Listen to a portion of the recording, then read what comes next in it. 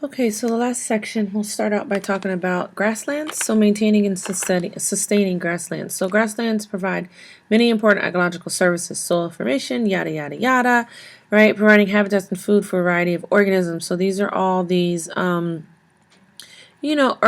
that just naturally live in areas and eat the grass, right? So like elephants, but also like buffalo, things like that. So grasslands are the second most widely used and altered by humans. And there's just some differences in grasslands that we'll talk about. So this is what we talked about a little bit before. So rangelands are unfenced, where pastures are fenced or not necessarily fenced, but managed grasslands, enclosed meadows, usually planted with domesticated grass or other forage. So they may be um, specifically made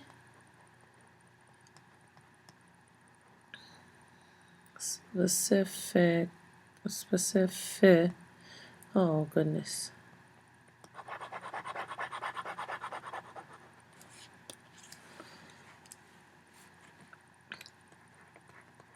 specifically, there we go, made for herding animals like cows or other animals that may be being raised for milk or for things like that, whereas rangelands are just open. Overgrazing, we talked about it. Too many animals graze for too long, exceeding the carrying capacity.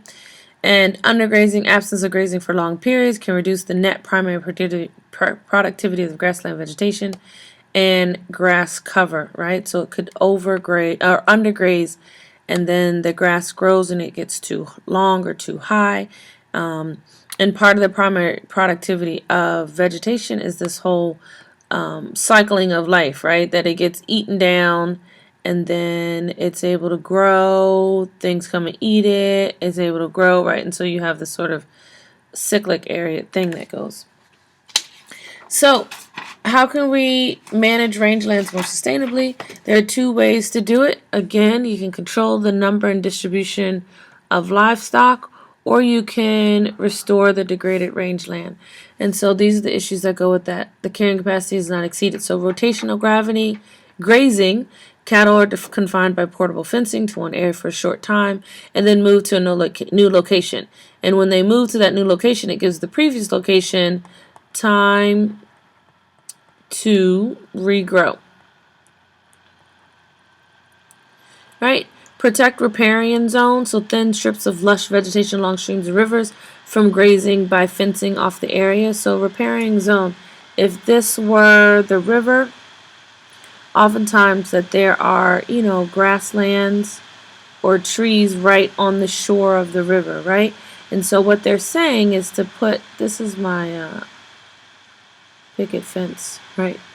Is to put a fence up that will keep the grazing animals from coming through and eating on this, right? So this is our riparian zone is our buffer area, very similar to when we talked about wetlands, right? So if it gives the water, if the water were to flood, it gives us some room, some buffer to help keep the water from getting up to the main part of the land. Ranchers can move cattle around by providing supplemental feed at selected sites. So not always grazing. So sometimes they graze and then you may give them supplemental feed in their barns or wherever they stay. Another thing is restore range land. So if you see that there's some land that is degraded, then you can change that, right? You can affect it in a way. Okay, so these two, the first two are expensive, right? Because this is what we talked about: herbicide spraying, mechanical removal, controlled burning, or replanting barren areas with native grass. Again, you need someone who is applying that. That fertilizer is expensive, and then fertilizer can lead to other things. But controlled short-term trampling by large numbers of livestock is cheaper, right? So you go and instead of letting all your cows go, you do some more of these activities here on the left. Okay.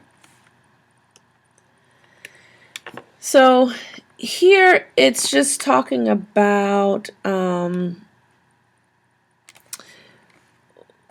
ways to protect nature. Okay, and remember from our essay that we had to write, or the comparison essay that we had to write at the beginning of the year about what nature is. These are the different types of things that they said, right? So national parks, some people say that that is what nature is, a place where you can go. It's made for people to come look at. It's protected, and there's some things there more for conservation purposes, but there are things you can and cannot do there. Nature reserves, these are protected areas of importance for wildlife, fauna, flora.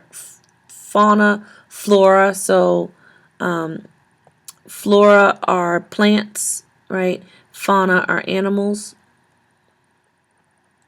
or features of geological, right? So this is a protected area. Normally, sometimes, it's gated. You can't really go in at all times. It's closed, things like that.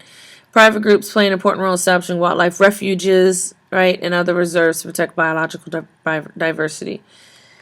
And then there's wilderness, undeveloped land that people can visit but cannot stay. So you can go into here and you can say, I want to go. So these are, areas people may use for camping or field trips or just to visit, but people can't stay. Like you can't pitch a tent, you can't build a house, you can't stay there for prolonged periods of time. And so this is what the wilderness is considered to be. So one of our solutions to protecting nature, right,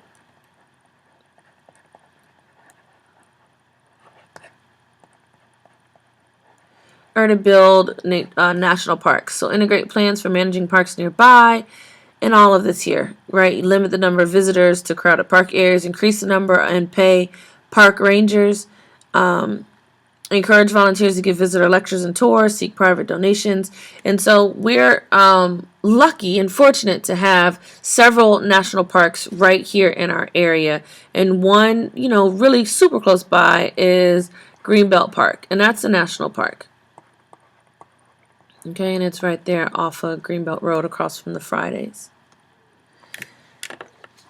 So approaches to speed up and repair operations. So what can we do? So these are just some vocabulary words, right? Ecological restoration is the process of repairing damage caused by humans to the biodiversity and dynamics of natural ecosystems. So you can replant forests, we can restore grasslands, we can restore wetlands and stream banks, reintroduce native species, remove invasive species, right? Things like this. These are things that we can do to restore the ecology. Okay, so restoration is just to tell you more specifically about the term restoration, right? You're trying to make it as similar as possible to its natural state. Rehab is trying to turn a degraded system back into something that's functional. So it may not be its original condition, right? It may not be this, but at least it's functional now and it's usable. So that's what we want to do. Replacing a degraded ecosystem with another type of ecosystem. So a productive pasture or tree farm may replace a degraded forest. So there's a forest that's degraded, it's been left undone, unkempt, uncared for, things like that.